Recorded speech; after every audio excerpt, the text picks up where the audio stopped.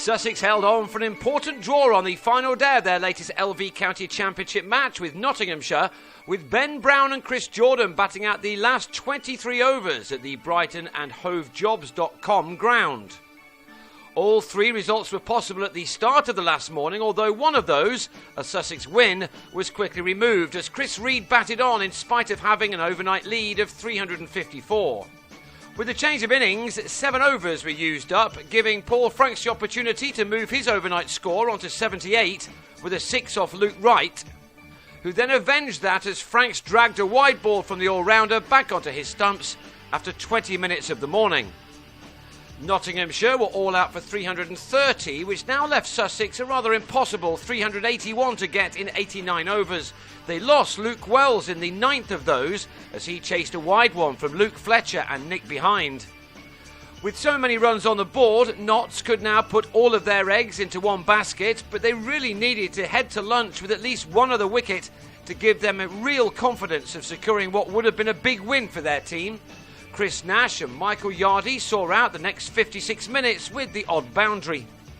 But the visitors were given renewed hope on the stroke of lunch as Yardy nicked Franks behind to take Sussex to the break on 55 for 2 after 24 overs. So Nottinghamshire now had 65 more overs to try to get another 8 wickets on an excellent cricket surface, which has rewarded both batsmen and bowlers alike. Nash and his captain Ed Joyce made it absolutely obvious that they were not at all interested in chasing down the target offered. In spite of these boundaries, they were barely scoring at more than 2 runs per over. Midway through the afternoon session, Nottinghamshire gave themselves a real chance. Joyce edged the previous day's hat-trick hero Harry Gurney behind after 70 minutes of batting. Nash, having survived for more than 3 hours for his 46, lost his off-stump to Ajmal Shahzad. And Wright followed for a duck in Shahzad's next over as he whipped a leg-side delivery straight to Stephen Mullaney. So now we had a game on. With 36 overs remaining, Sussex were on 112 for 5. Rory Hamilton-Brown then helped a fired-up Shahzad over the wicket-keeper's head for a 6. About the only thing this superb pitch didn't offer was turn for the spinner on the last day, and Samit Patel had no success in his 32 overs. Shahzad was also finding Ben Brown a difficult man to shift as he and Hamilton-Brown saw out another dozen overs. But Shahzad did shift Hamilton-Brown on 23 with another quick ball which got through the batsman's defences. Now on 153 for 6, Sussex were left with another 23 overs to survive.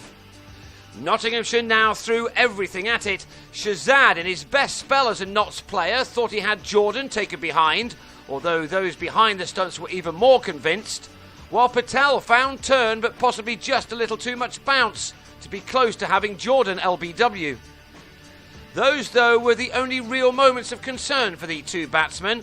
Sussex had lost their last 4 wickets in a flash on the previous day, but not this time. Jordan again showing his all-round worth by batting solidly for the last hour and a half of this compelling contest, while Brown, who with Jordan had to see 9 overs out to the second new ball, did his job perfectly by reaching an excellent half-century just before the end of the game. It had come off 98 deliveries and had included 8 fours, but none of that really mattered. The big stat was that he ended not out after nearly 2.5 hours of crease occupation. After this delivery, midway through the last over, Reed had seen enough and shook hands on the draw to end what was a very good advert for the LV County Championship between 2 evenly matched but very strong teams. Sussex closed on 223 for 6 to take 9 points from this contest, and that's enough to see them stay on top of the First Division table, now 8 points clear of Yorkshire, who Nottinghamshire now play next. Reed's team stay in 5th place, 32 points behind Sussex, but with a very important game in hand. Sussex now head to Middlesex in another significant matchup.